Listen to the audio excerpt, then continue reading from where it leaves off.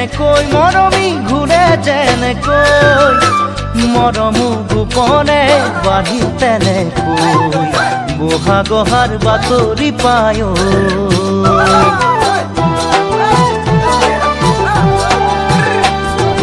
tick tick tick ঘড়িৰ কাঁটা ঘুরে যেনে কই মরমী ঘুরে যেনে কই মরমু গোপনে বাঢ়ি তেনে কই বহাগহাৰ বাতৰি পায় পখিলাও